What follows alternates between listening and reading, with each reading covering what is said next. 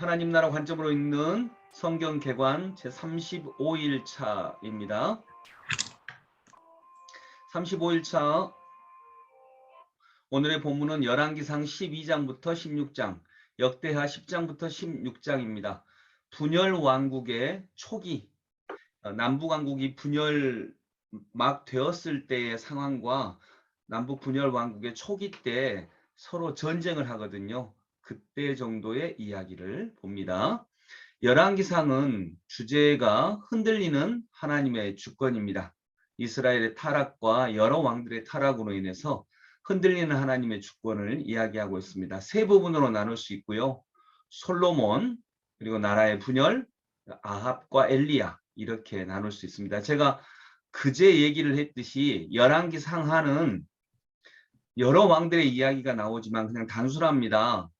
솔로몬, 그리고 아합과 엘리야, 엘리사의 이야기, 그리고 멸망 때의 이야기, 이렇게 크게 보면 세 부분으로 나눌 수 있다고 말씀을 드렸습니다. 역대하는 끊어지지 않는 하나님의 나라, 타락과 하나님의 징벌이 있었지만 그러나 여전히 하나님의 은혜 가운데 끊어지지 않는 하나님의 나라. 그래서 역대하는 두 부분으로 나눌 수 있습니다. 솔로몬의 성전, 그리고 유다 왕조의 실패와 계속 그러함에도 불구하고 계속되는 하나님의 은혜, 이렇게 나눌 수 있습니다. 오늘 우리가 보는 열왕기상 12장부터 16장까지는 나라의 분열 이야기가 나오고요. 12장은 하나님 나라의 분열, 남왕국의 르호보암, 북이스라엘의 여로보암 왕으로 나라가 나누어집니다. 그리고 여로보암은 북이스라엘의 왕입니다. 여로보암이 금송아지를 숭배합니다.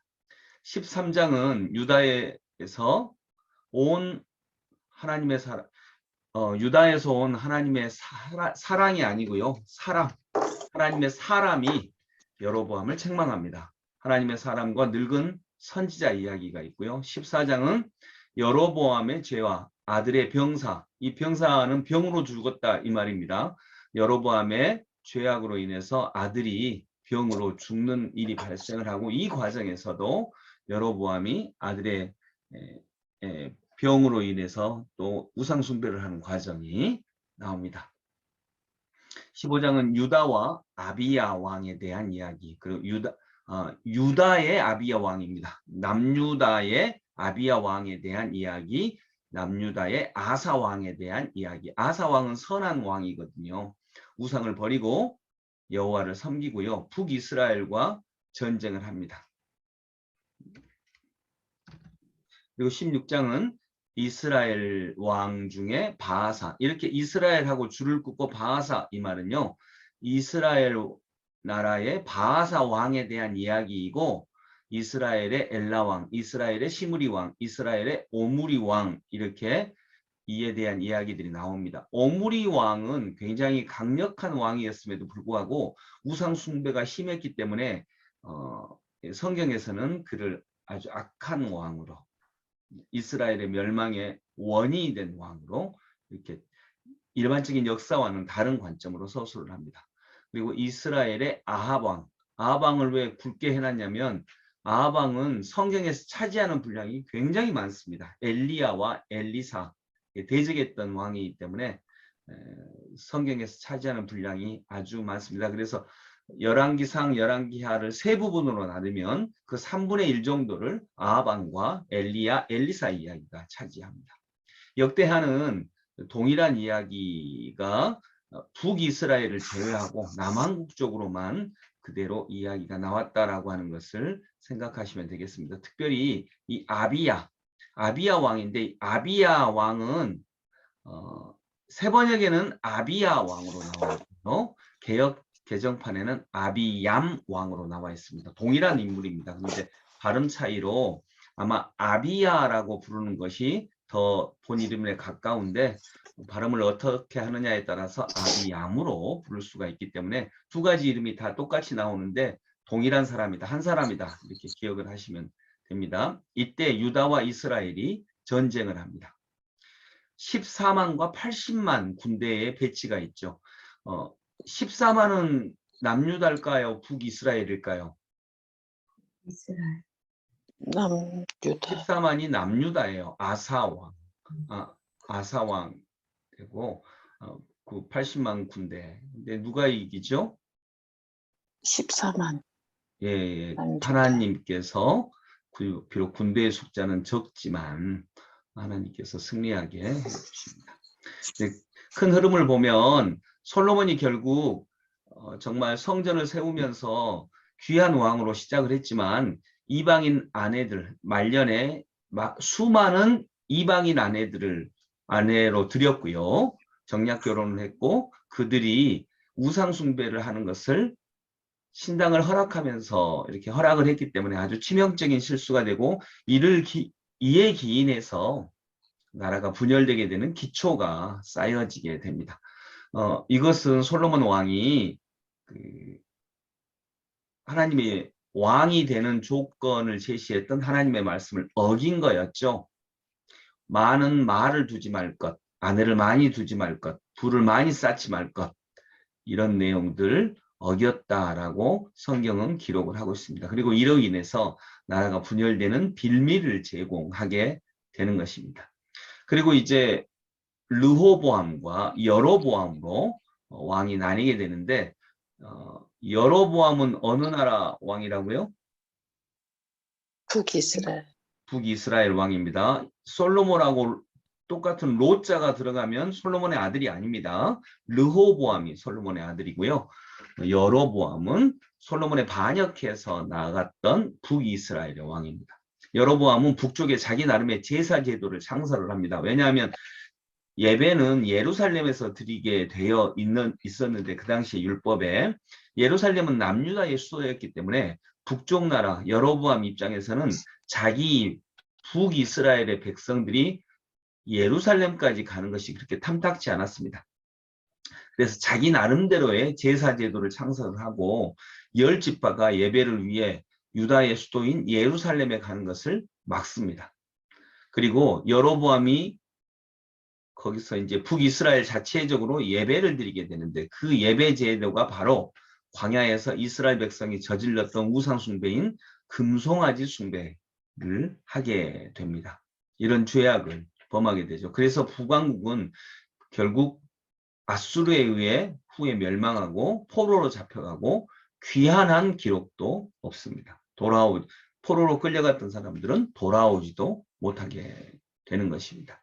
이것이 하나님이 주신 징벌이었습니다. 오늘 핵심 구절 잠시 살펴보면요. 열왕기상 12장 15절 같이 읽어볼까요? 시작.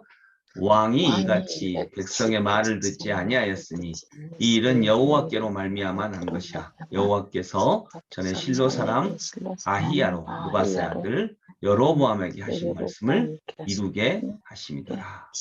아멘. 이것은 지금 솔로몬과 솔로몬의 아들 르호보암이 하나님의 말씀을 듣지 않았기 때문에 나라가 분열되게 되었다라고 하는 그 이야기거든요. 근데 여기 보면 이 일은 여호와께로 말미암아 난 것이라. 이 일이 뭐냐면 나라가 분열되게 된 일은 그러면 나라를 분열시킬 것은 하나님이신가? 그건 아니죠. 당연히 아니죠. 그러나 근본 원인은 여호와의 섭리다라고 하는 거죠. 표면적으로 보면 솔로몬과 르호보암에게 나라가 분열된 원인이 있었지만 그러나 결국에는 이 분열의 제일 큰 원인으로는 하나님의 말씀을 지키지 않는 솔로몬과 르호보암을 징계하시는 하나님의 뜻이 있기 때문입니다. 그렇다고 해서 하나님께 분단의 책임이 있다는 건 아닙니다. 죄를 지은 사람은 명백히 솔로몬과 르호보암입니다. 다만 하나님은 그들의 어리석은 결정과 행동을 통해 자기 뜻을 이루셨다라고 하는 것으로 해석할 수 있겠습니다.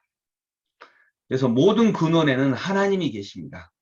네, 사람이 이렇게 어리석게 행하고 또는 하나님의 말씀을 순종하고 그럴 때 그에 따라서 적절하게 은혜를 주시고 또는 징계를 하시고 이 모든 근원에는 하나님이 계시다. 하나님이 우리의 모든 일거수일투족을 지켜보고 계신다. 그리고 그에 따라서 합당하게 은혜와 징벌을 내리신다라고 하는 것을 기억하셔야 되겠습니다. 열왕기상 15장 3절 또 11절 이어서 같이 읽습니다. 아비암이 그의 아버지가 이미 행한 모든 죄를 행하고 그의 마음이 그의 조상 다윗의 마음과 같지 아니하여 그의 하나님 여호와 앞에 온전하지 못하였으나. 11절 아사가 그의 조상 다윗같이 여호와 보시기에 정직하게 행하여. 아멘. 여기서 중요한 구절은요. 남유다의 왕을 평가할 때 다윗처럼 행했냐 안 했냐 이게 중요합니다. 그래서 그의 조상 다윗의 마음과 같지 아니하여 이렇게 하면 악한 왕입니다. 근데 그의 조상 다윗같이 여호와 보시기에 정직하게 행하여 이러면 선한 왕입니다. 그래서 표준이 있습니다. 좋은 왕, 나쁜 왕의 표준이 있는데 남한국은 다윗 왕입니다. 근데 북이스라엘은 누가 표준일까요? 북이스라엘의 초대 왕이 여로보암 왕이잖아요. 또 금송아지를 숭배했던 악한 왕이잖아요.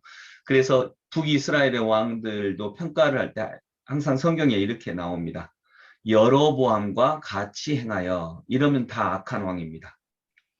여로보암과 같이 행하여. 여로보암 자체가 악한 왕이었기 때문에. 그래서 남유다의 기준은 다윗의 하나님께 순종했던 행동이 되고 북이스라엘의 기준은 여로보암의 악한 우상 숭배가 됩니다. 이런 관계로 전반적으로 보면 남유다와 북이스라엘이 전쟁을 할 때도 있었고 또 아사왕 때도 전쟁을 하는데 남유다의 아사는 상당히 취약한 군사력에도 불구하고 무려 41년 동안이나 평화를 누립니다. 그에 비해서 여로보암 왕조는 남유다보다 훨씬 막강한 군사력을 가졌음에도 불구하고 단 2대 만에 멸망합니다. 이 차이는 어디에 있었을까요?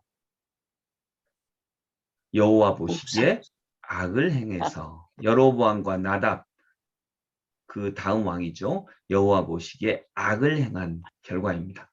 실력과 자격이 인생의 승패를 좌우한다고 생각하는 이 현실 속에서 실제로는 실력보다 중요한 건 하나님 앞에서 거룩함이다. 이런 것을 꼭 잊어버리지 않기를 원합니다. 여러분, 겉으로 볼 때는 이것이 아닌 것 같아요. 그러나 우리가 보통 생각하는 운칠기삼이라고 하는 이야기 아시나요?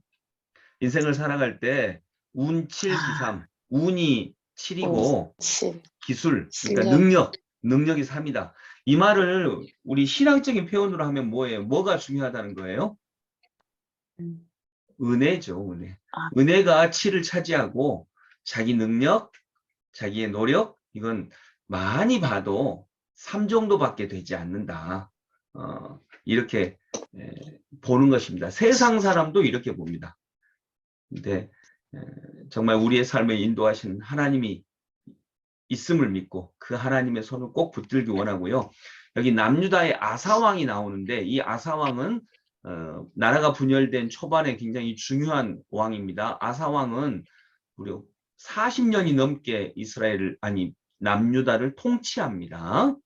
네, 그 하나님을 섬기고 하나님께 순종했던 왕이어서 군사력이 그렇게 많이 강하지 않았음에도 불구하고 41년간이나 남유다를 통치하는 굉장히 안정적인 왕권을 차지하고요. 그 기간 동안 평화가 있었습니다.